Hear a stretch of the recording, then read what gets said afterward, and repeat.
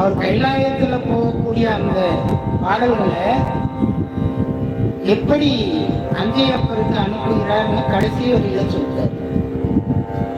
இந்த கடல் சூழ்ந்த அந்த கடல் பரப்பில் இருக்கக்கூடிய அந்த கடல் காற்றானது அந்த கடல் வழியாக அந்த